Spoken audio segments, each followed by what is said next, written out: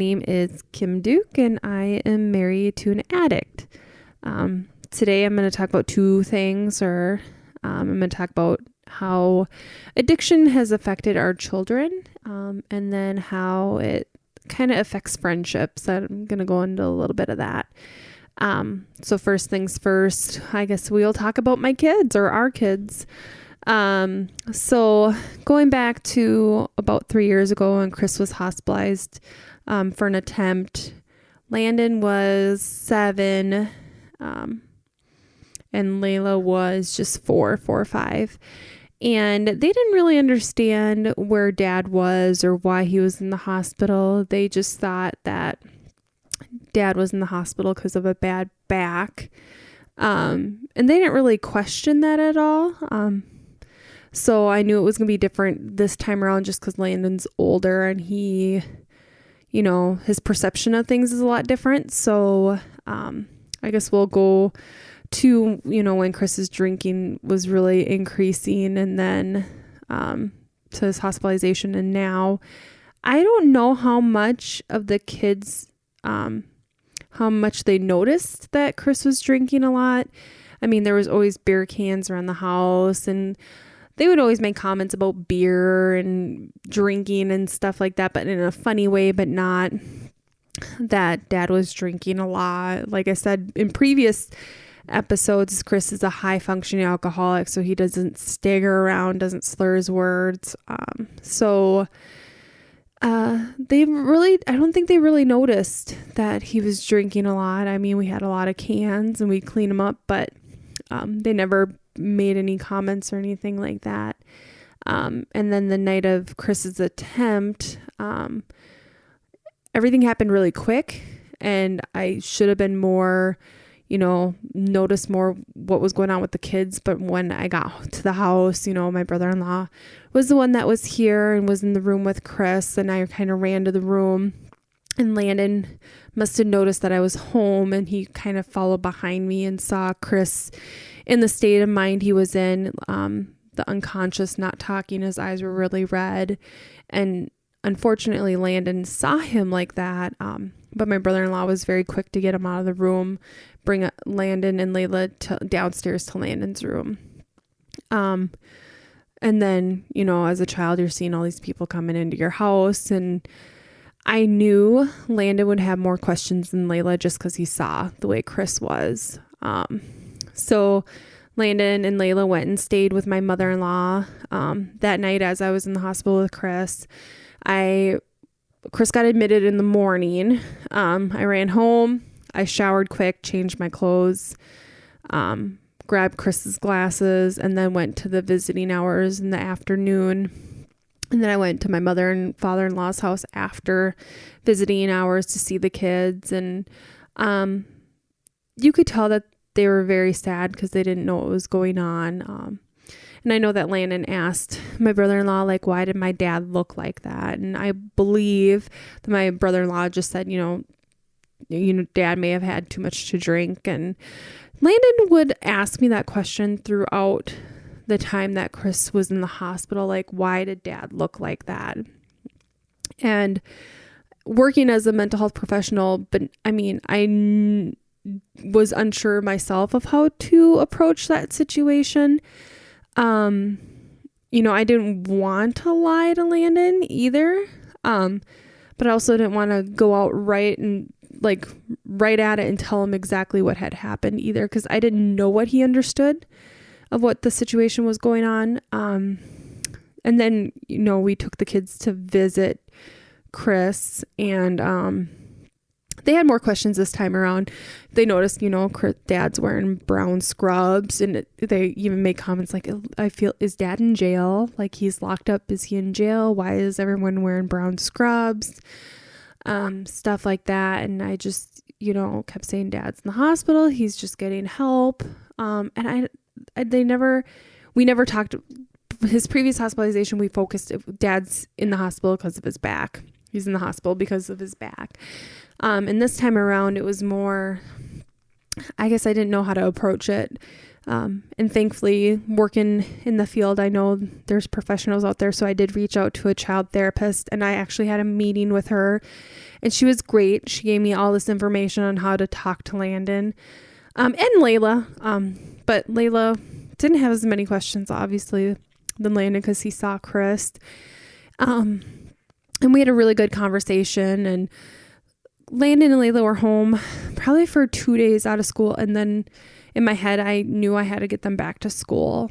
And I didn't right away tell the school what was going on, but I did have them go back to school. And that was one of the things the therapist actually said was really good for kids, is to get them back into their routine, what was normal for them. If I would have kept them at home longer, I'm sure that they would have had more questions. And children cope in different ways than adults, getting back to school and to, seeing their friends and doing schoolwork. And then we would obviously visit Chris in the evenings, and I would go visit during the day. I'm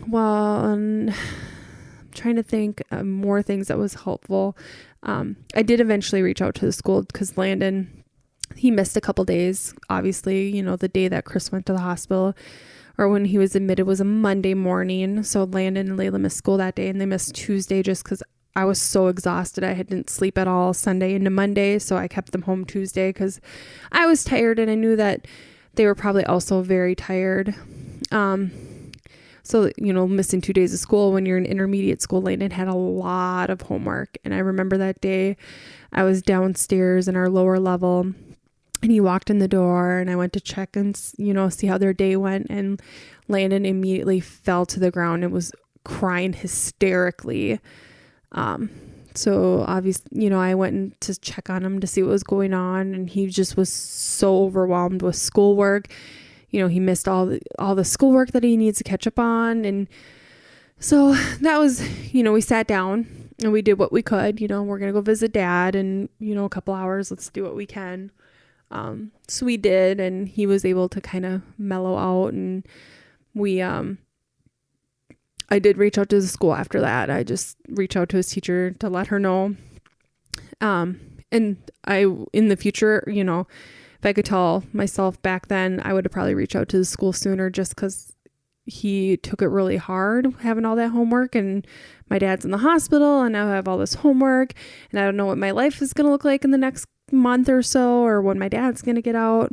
So it was a lot for Landon, and Landon is our sensitive, emotional child. Layla kind of just does her own thing. And so it was a lot harder on Landon, than Layla. But I'm trying to think. He would meet with the school social worker, they didn't really talk about what was going on, but she knew. I did reach out to her, but she kind of took Landon to her office an hour a week, and they would play games, stuff like that. And that was really helpful for him, and he enjoyed that. And then I didn't really think Landon was adjusting pretty well. I mean, he would occasionally ask me that question, why did Dad look like that? And then I would kind of turn the question back on him, like, well, why do you think Dad looked like that? And then we never kind of got to an answer of why what Landon was thinking in the moment. And I directly didn't want to come out and tell Landon what had happened that night. And then we did eventually have a session. It was me, Landon, and the therapist. And we had we talked about things about his dad, things that he likes about his dad. And it was a great session. And she actually thought Landon was adjusting pretty well for what had gone on. And we haven't had actually Landon back to a therapist since then. His social worker, now the school counselor, social worker will reach out to me via email since the kids aren't in school, and just check and see how Landon's doing. But he, he did pretty good. And then Chris came home, and then, Chris was home for a few days before he went to treatment. And then when we had to break the news to the kids that Dad was going to go away longer this next time, Landon, he took it really hard, and I could see changes in Landon, not so much Layla. Layla, she slept in bed with me, and we had a different routine, and we talked a lot about being a team. We're a team of 3 when Dad's not here, so we need to work together, and the kids were really good. They knew that we could visit Dad Sundays and Wednesdays, and that was the plan. And But I could tell Landon still had a hard time. He wasn't sleeping very well. He was waking up a lot more at night, having a lot more nightmares, and stuff like that.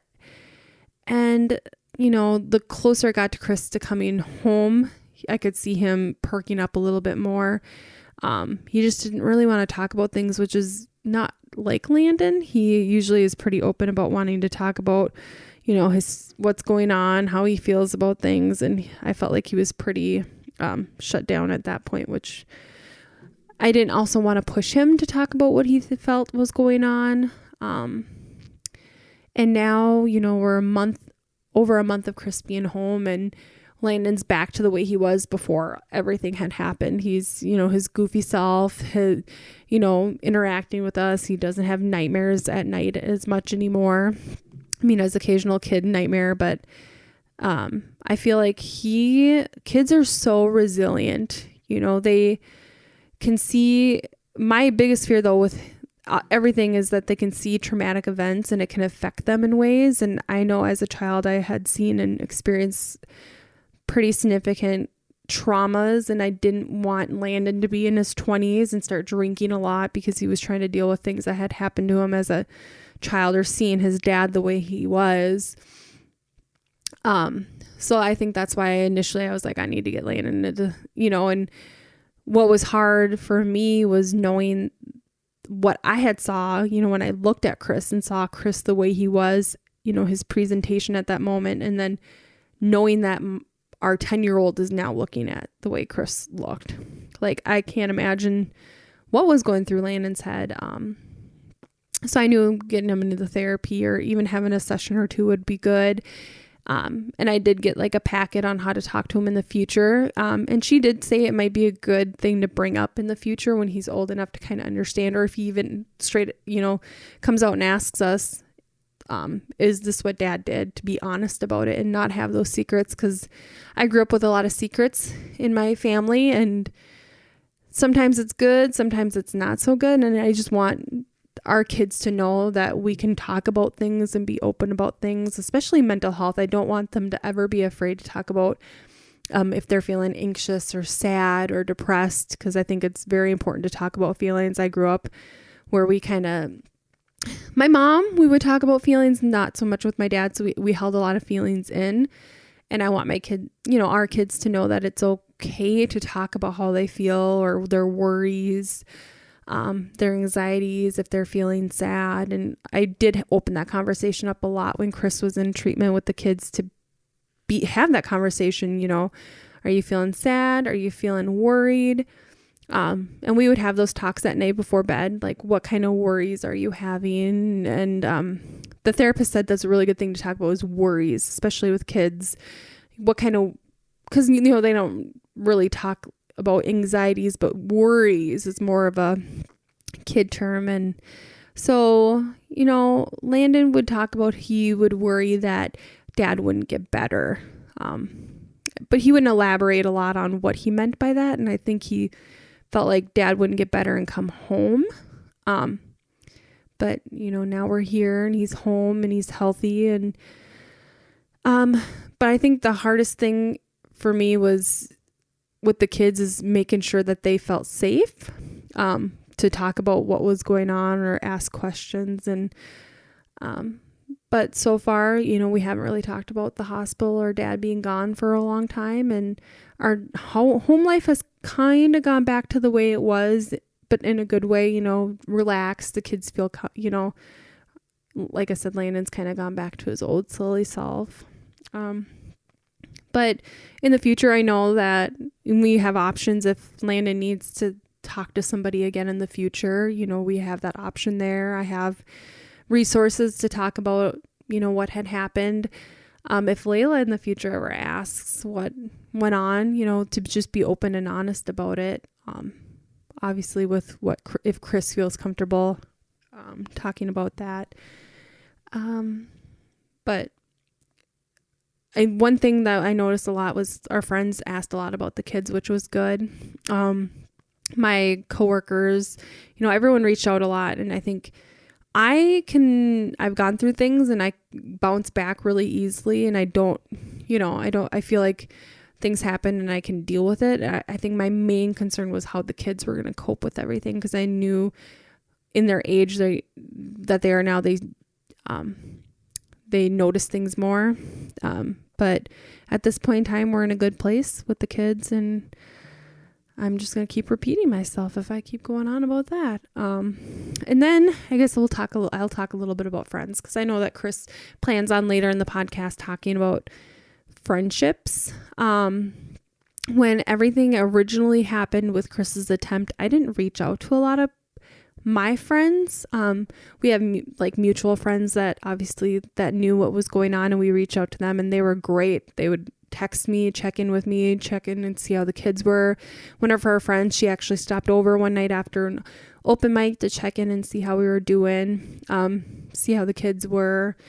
And it took me a little bit to reach out to my friends, just because it's not my story. I didn't want to tell a lot of my friends because I didn't know how Chris felt about me telling people. My coworker friends, they obviously knew what was going on because I wasn't at work, and they were great. They were all checking in with me constantly, seeing if I needed anything, see how I was. And then when I told my friends, it was, they reached out to me, and they were, everyone was great, always asking how me and the kids were doing. And I think I know I've been in the same position where I've been that friend, and you reach out so much and then you feel uncomfortable. Like, am I reaching out too much? Am I not reaching out enough? And I feel like everyone was great. I think they reached out just enough, and I knew when to reach out to my friends and say, I'm having a terrible day. I'm not doing well, and just being able to talk it out. One of my good friends I've been good friends with since I was 15, I reached out to her a lot and felt comfortable just saying, I'm having a bad day. This is what's going on. And I felt like there was no judgment from people. I was worried about what people would think, just because the drinking thing, I knew like Chris going to treatment because of his drinking, a lot of people didn't see it. Not a lot of people lived in our home. Like I said in previous podcasts, people assume that if you have an addiction, you need to be doing self-destructive things, getting DWIs, abusive, spending lots of money, all these types of things. And Chris was not like that. So it was hard for other people to see that he had a problem. I remember him making a comment to some friends and saying, well, what did you do to make him feel like you need to stop drinking? And it's like, when you're doing something enough and you're spending, there's ways things can be addictions without having all that self-destruction. So I was kind of worried about what our friends would say when, I'd said that Chris would be going to treatment, and I would hope that people were supportive, and people were.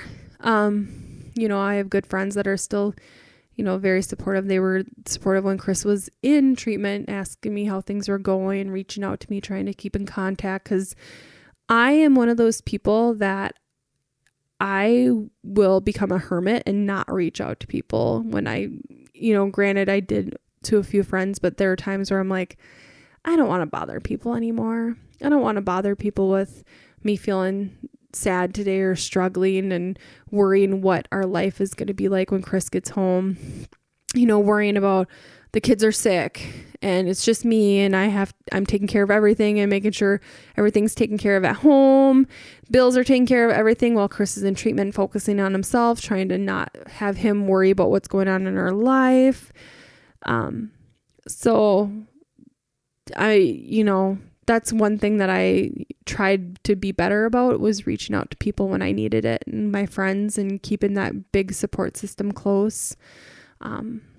And I guess now it's hard to hang out with friends. We've done FaceTimes with friends and stuff like that, which is great, and keeping in contact that way. I guess I get nervous about when, all the restrictions are lifted with this COVID and quarantine and everything, what things are going to be like. Are people going to want to hang out with me and Chris? Are friends going to want to be around us, knowing that neither of us drink? And we had a very interesting conversation, about when we would be around other people that wouldn't drink, and you almost feel uncomfortable. Like, we've had this conversation where, sometimes people just don't drink or, they can't drink or, whatever else. And you would go to bonfires or hang out with a group of people. And if someone doesn't drink, you almost feel uncomfortable. Like, do I talk to that person? Do I interact with them?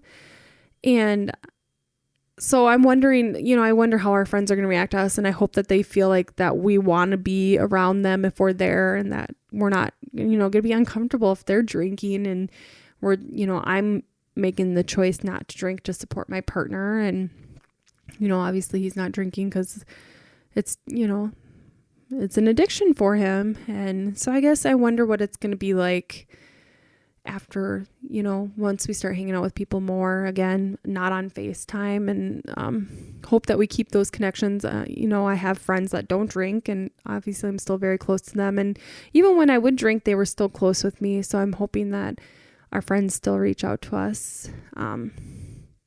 But I really hope we just keep that tight circle and that they're there. And we did get a question. I know what do you say to people who don't think their addictions are as bad as others? I think an addiction's an addiction.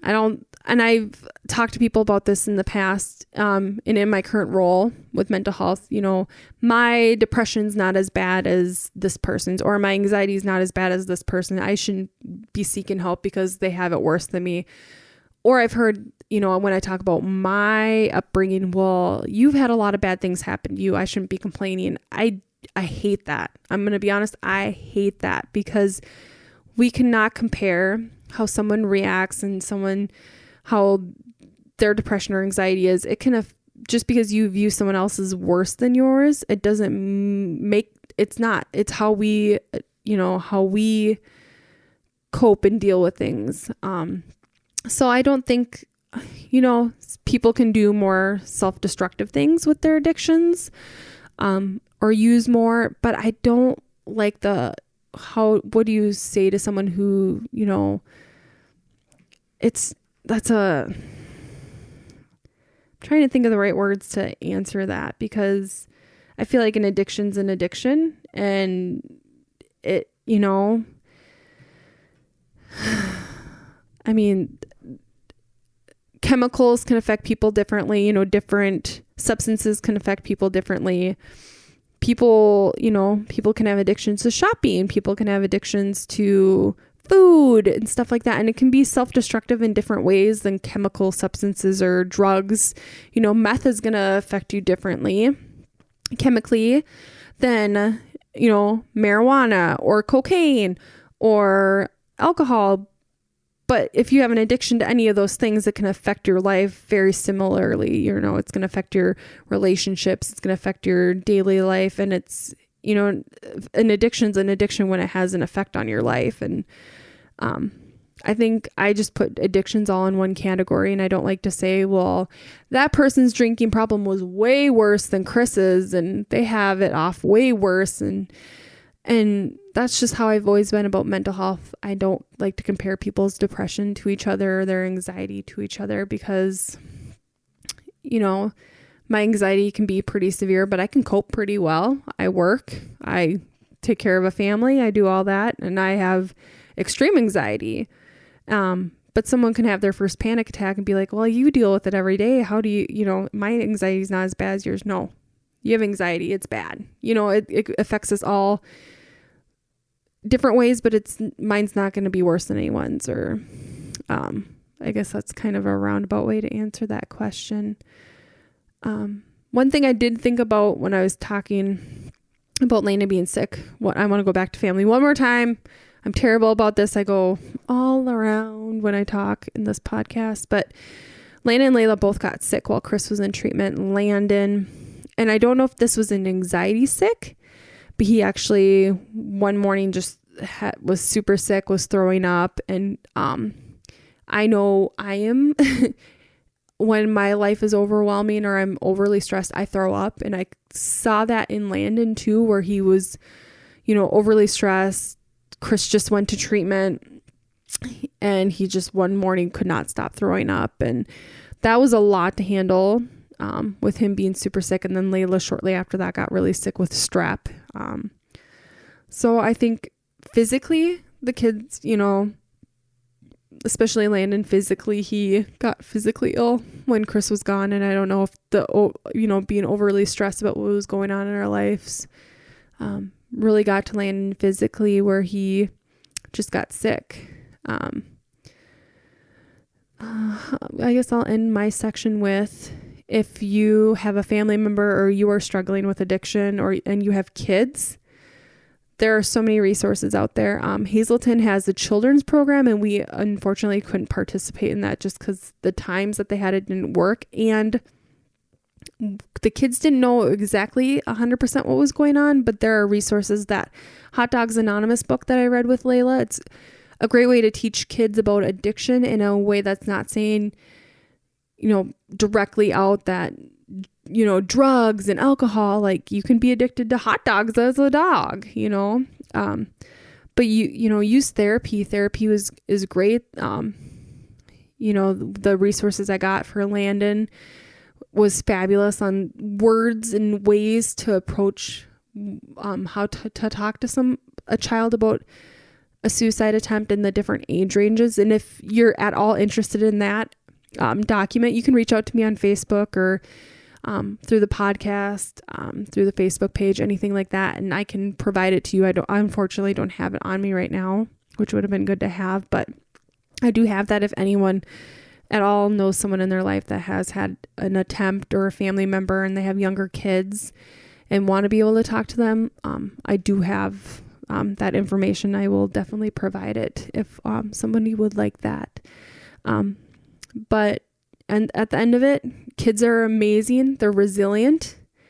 And I have two of the most, I'm not going to cry this time. I have two of the most amazing children in the entire world. And I am so blessed to have them. And, that me and Chris got to create these two amazing little people. And I feel like through everything that we had gone through in the last few months, our kids are going to grow immensely from it. Granted, it was a very hard thing as a child to deal with. I think they're going to take those experiences and grow from it. And we're going to help them obviously grow with it and have some understanding about mental health and addiction in the future, and not be afraid to talk to us and be open with us if things are going on in their lives. And at the end of the day, we're a team, the four of us, and we are going to, they're doing well. And in the future, if things come up with the kids and they have questions, we'll just talk it out and be honest and use our resources. And I guess I will let Chris go.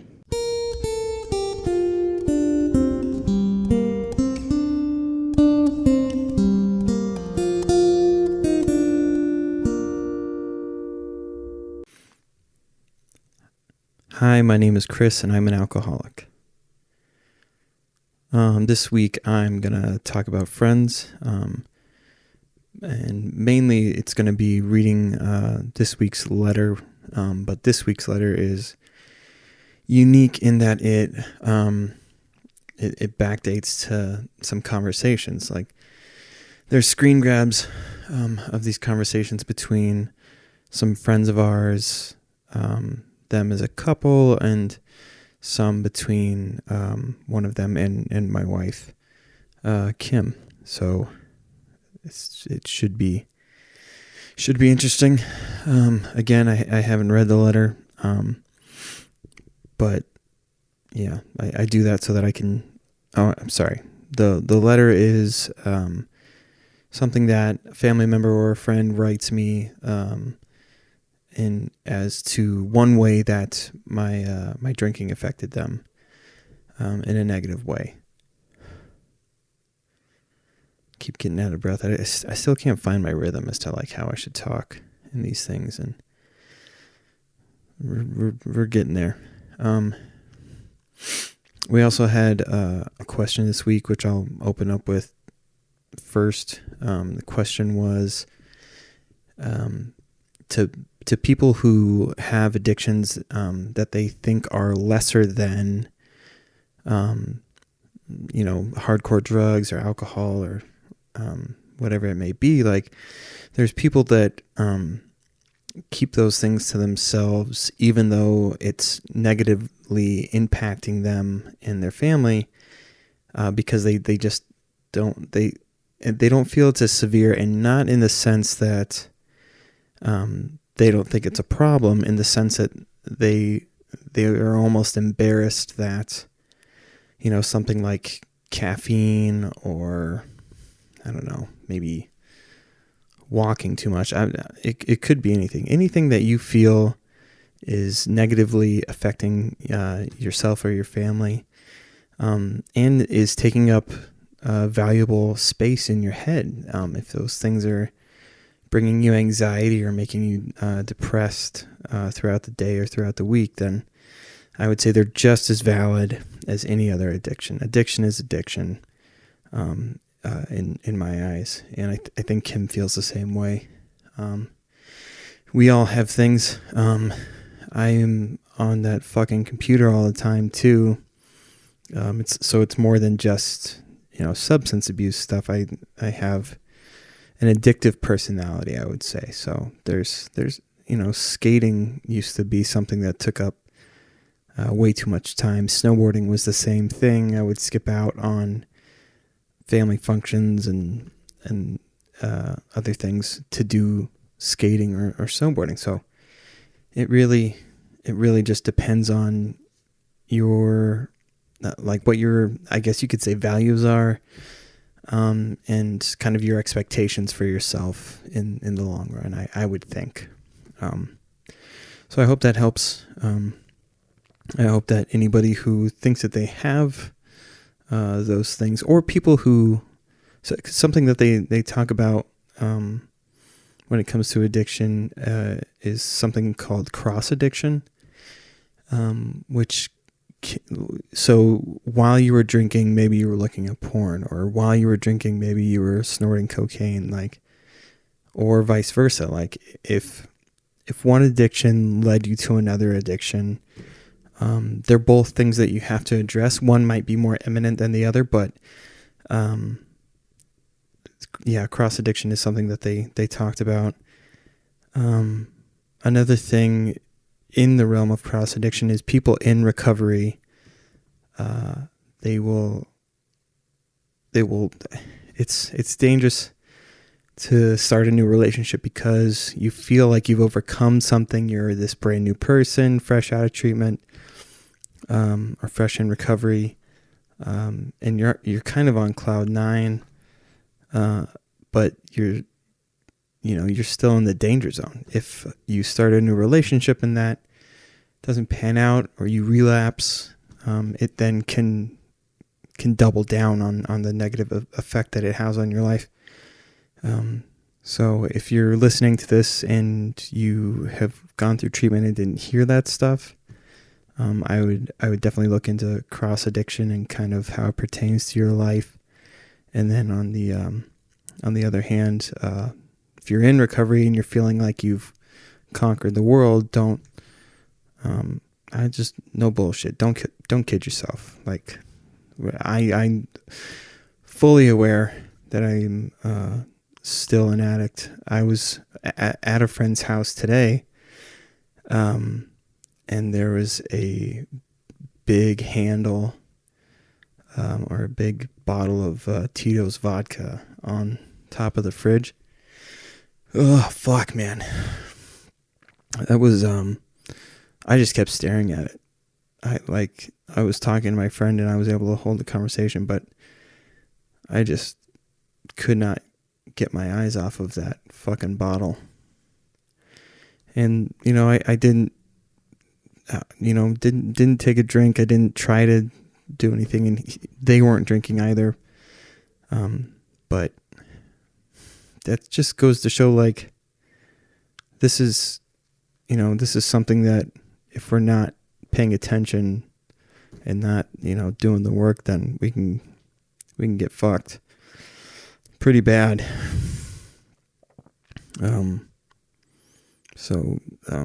Yeah, that's kind of what I've been going through.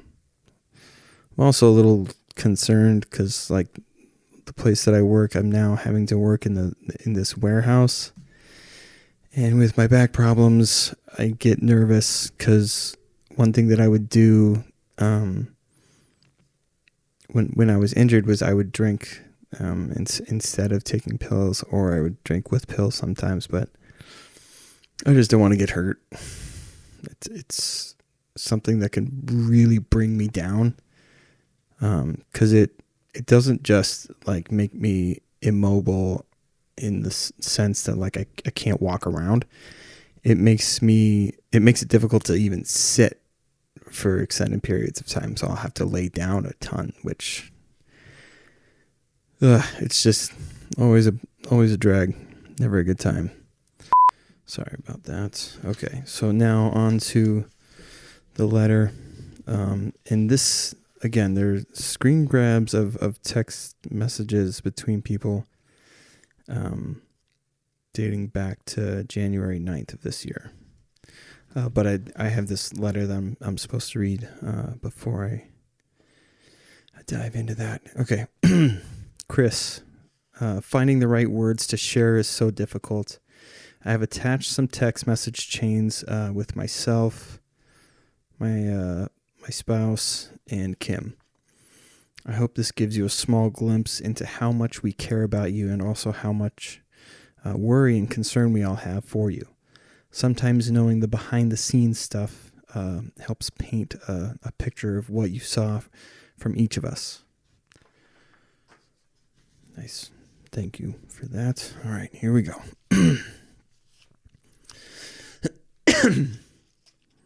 All right, so I'll call them Jared and Susie. All right. Oh, okay. Here we go. So, what did I say I was going to call them? I already forgot. Jared and Susie. Okay, so Jared. Hey, I'll call you in a few minutes. Susie. No problems. I was just going to leave a voicemail. Jared. I'm on the phone with Chris. He's not doing well. Susie. Oh, no. Jared. I'm very worried about him. I don't know what to do. Susie. What's going on?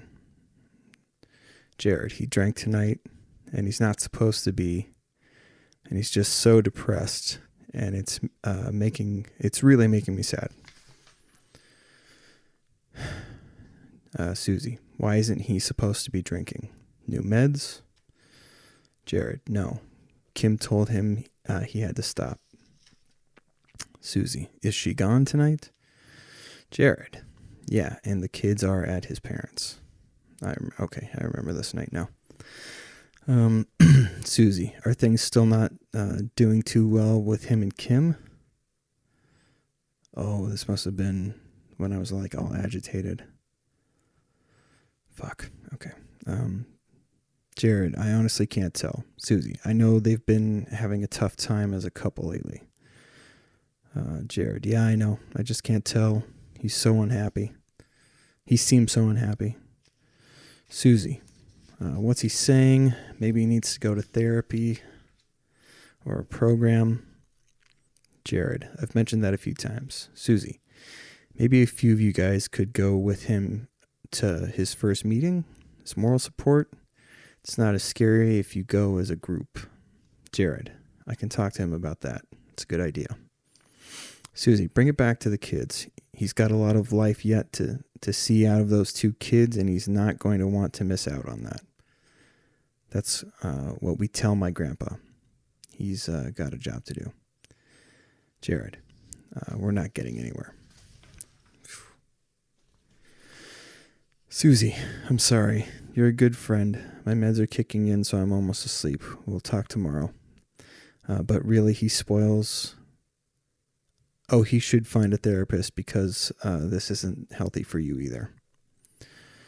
Jared, I know, and I keep trying to explain that he's not approaching this in a way that's constructive. He just contradicts me, and I can tell it's because he's feeling vulnerable. I'm sorry. I should have called you earlier. I love you so much. You're the greatest ever. Thank you for always being there for me. Sleep like an angel. Susie, I was hanging with my mom since she leaves tomorrow, but remember he's also been Oh, part of it cut off. So back to Susie again. The next day. How was the rest of your convo with Chris? Jared. Long, frustrating, concerning, all of the above. Susie. Want to plan a trip to Arizona the last week of February, first week of March? Jared. Yes. Oh my gosh, I would love that. Thanks for inviting me. Susie. I was just looking at my vacation time and flights. I think that will be best. Found a few round trips. So they're talking about going on vacation. Susie. Hey, babe. Jared. How are you? Susie. I'm well. You? Jared. I'm okay. This whole Chris thing is really getting to me. How's your foot feeling today? Also remember the applications today. Susie. I'm texting him, actually. I feel the same way. Jared. Is he responding to you? Because he's not really responding to me. I feel like he's upset with me, but I'm just not giving in. Susie. He's responding, but I'm taking the approach of asking questions. I'm not telling him what I think yet. Jared. Okay, let me know how that works.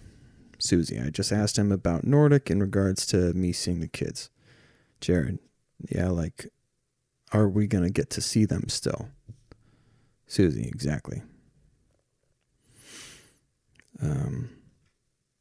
I'm really pushing him on the kids right now. Jared. How's that going? Susie. He stopped responding. Jared. I think he's working.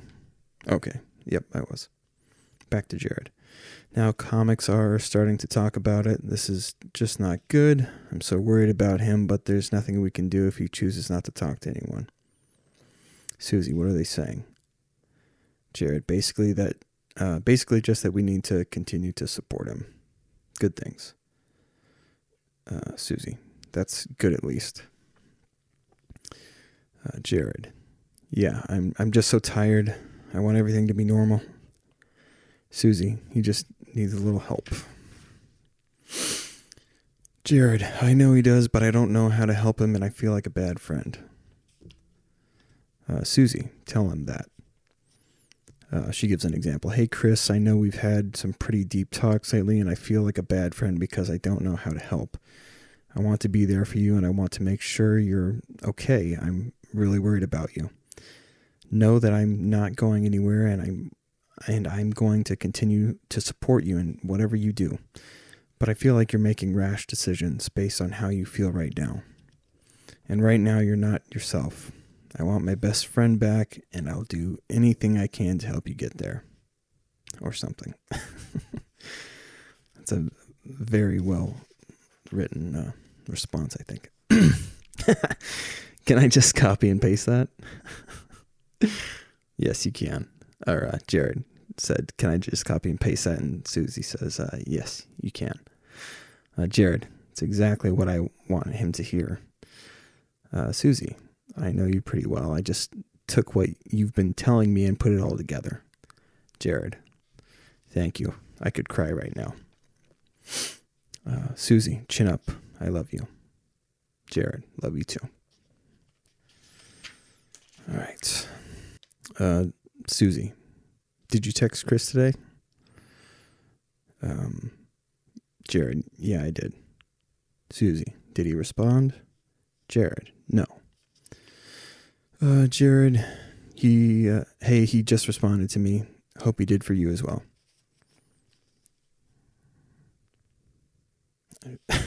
There's some other random stuff that, yeah, it's weird. So this must have been when I quit. So I quit doing comedy, and I was running this open mic, and I'd quit that, like, just dead stop. I think the week before my birthday, I had quit.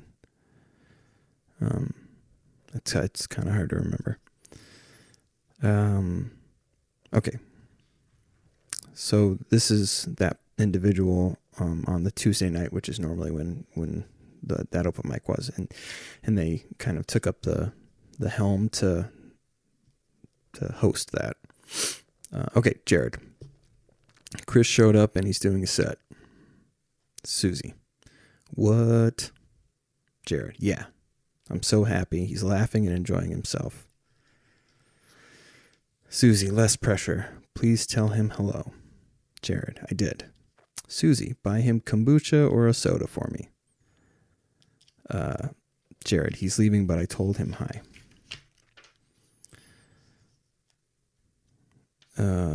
Susie. Love you.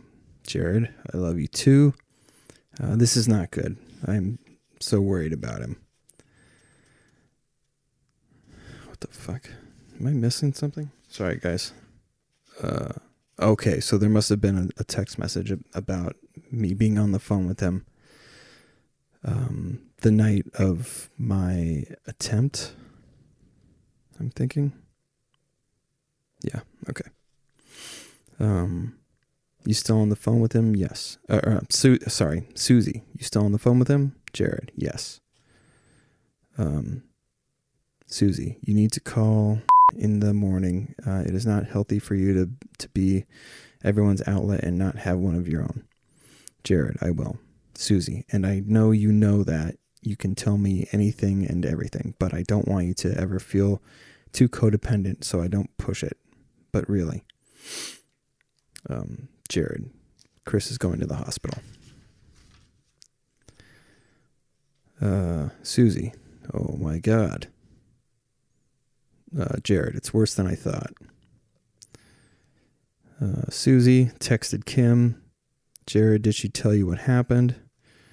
Susie, she hasn't responded yet. Jared, okay. Susie, first said, how can I help? Oh, I just said, how can I help? Sorry, the printer, they said, got a little fucked up, so a little tougher. And I'm sorry if this is annoying, the whole back and forth thing, but it's actually kind of intense. Jared, I don't know what I'm allowed to share. Susie, everything? You cannot bring this up to Kim. If she wants to share with you, then she will. Chris is going into the mental health unit today. He tried to hang himself last night. Susie, oh no. Okay, Susie, she just messaged me. The kids are at grandma's and she's trying to take the week off. I gave her my work schedule in case grandma has anything planned and I can help with the kids. Jared, that's very, very kind of you. Susie, I'm glad you I'm glad I made you take his call. Jared, I feel so guilty that I didn't want to.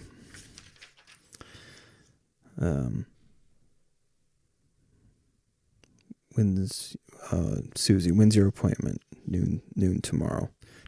Susie, don't feel guilty. Don't feel guilty. Just be glad you answered. I'm proud of you. Susie, Kim called me. She's holding it together. Landon saw Chris, so she's trying to get him to talk to someone. Jared, yeah, she told me that. Did he see it in the act or afterwards? Susie, the kids woke up when the cops came, so he saw the aftermath of Chris laying in the bed. Kim is very adamant, talking to him was good for him and did not prompt this to happen. It's not on you.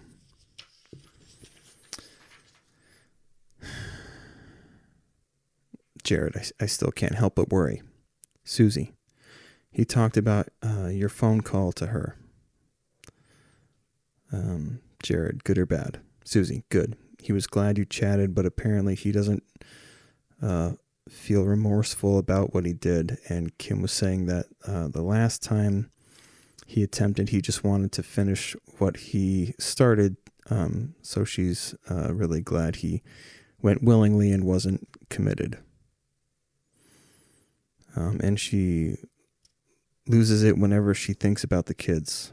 They just know that dad is very sick and the doctors are going to try and help him get better.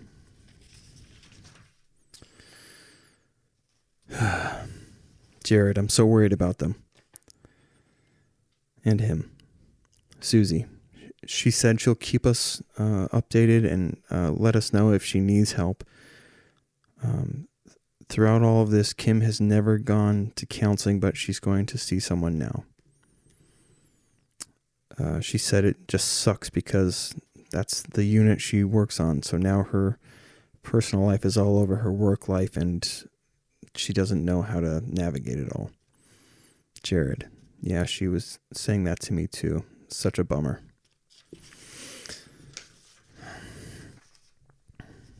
Susie. Chris got discharged from the hospital tonight.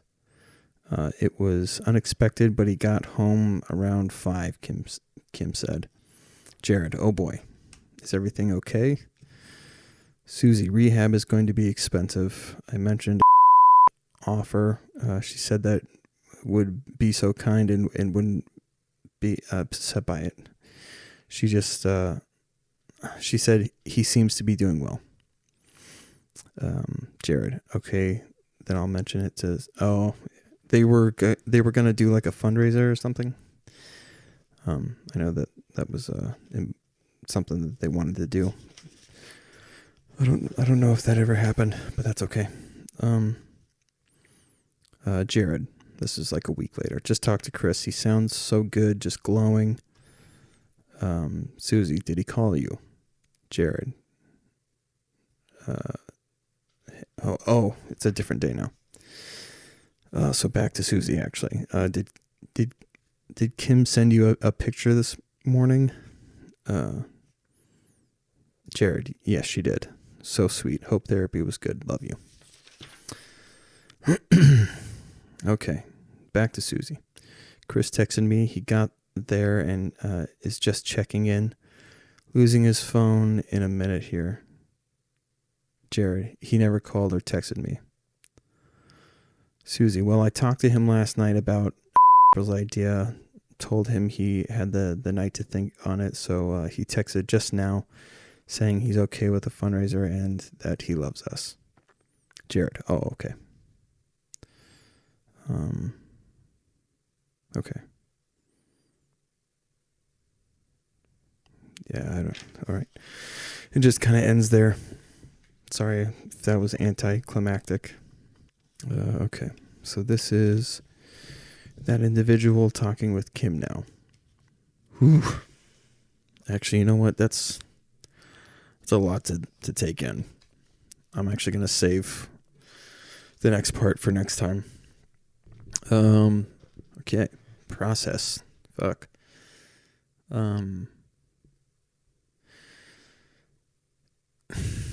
That whole thing sucks. Because I don't know. In like over the last year, I would say there was a lot of people, not just comics, but different friends that would kind of lean on me for things, and that's like part of my personality. I thrive on that shit. So it's not that I didn't want that stuff to happen, but it would make me feel like I don't know. It's hard to describe, but not taken advantage of, but just not seen, I guess, if that makes sense. So when I would offer up and maybe this is my own perception, it would feel like I was coming across as needy if I brought my shit to them. And then there was a turning point. I don't know, maybe like October or November.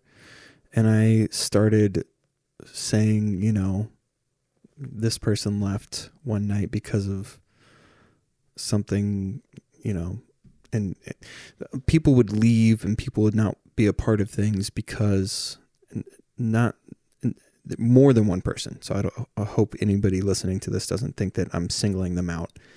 This would happen with different people all of the time, for various reasons. And when I did it, when I would decide to do it, it meant that I was like suicidal and all of these things, which at the time I wasn't. But I would just go home and drink every time that there was some little rift, I guess, or something that I felt like, I don't know, just I'm sure it's nothing. Like, I'm sure it's dumb stuff, like, in retrospect, but I just turned it into these, that expression, turning molehills into mountains. I did that, I think. I think I was just overreacting. I would justify. So, okay, I think I figured it out. Somebody would leave because they were having anxiety or feeling bad, and I would do the same. When I started doing that stuff, I think my shit was partly out of spite. Like, and I would have this internal dialogue of like, if they can do it, why the fuck can't I do it? And so that was the wrong reason. So it probably sent a weird fucking vibe out to people, and started to make people say things like those two individuals were saying early on, or, in the weeks leading up to kind of what transpired. There were other individuals who called and were like worried about you before I even kind of realized that I was in any danger. I would have like thoughts of, they seem like fleeting thoughts at the time, but like thoughts of like jumping off of a bridge on the way home from work, or just letting go of the steering wheel and driving into some barricade or something. It's all, I don't know. It's all crazy. But it hurts to know that, people who were going through real things, that person is such a good friend. The fact that I let myself be petty and spiteful and think that it's okay for me to like more or less storm off, and kind of blow off our friendship like that, and expect everything to be okay in the end, or for them to like be okay with it for just because they had done something similar. That's not the reason that they were going through their own shit. It's not the same. What I did wasn't the same. I hope that, I can do better and continue to be the friend that, I want to be.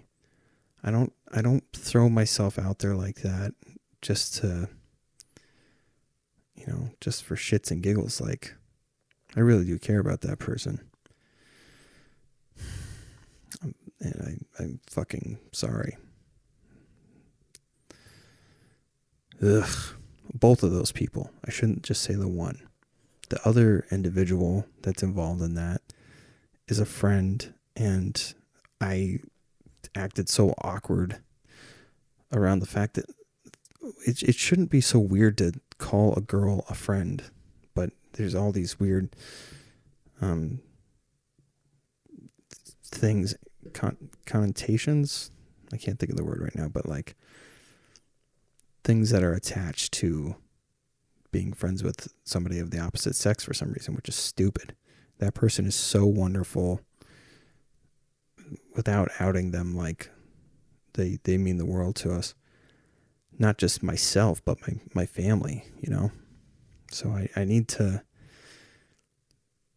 being shitty to one affects the other.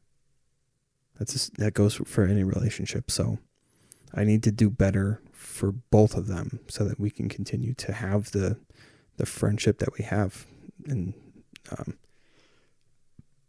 once all this COVID shit is done, hopefully we can hang out with them and everybody else, you know. Thank you guys for listening. The month of April was, man, doing this has helped myself so much, and I know it's helped Kim so much. So please share and subscribe this all over the place. We want to keep doing this. For me, like for my sobriety, but for Kim, I hope that it's an opportunity for her to get shit off of her chest. Yeah, we're on YouTube and Apple Podcasts and all of the, basically everywhere you can get podcasts. We'll be on iHeartMedia soon, hopefully. Any questions, you can feel free to email them to duckduckgrayduke@gmail.com. And with that, I will pass.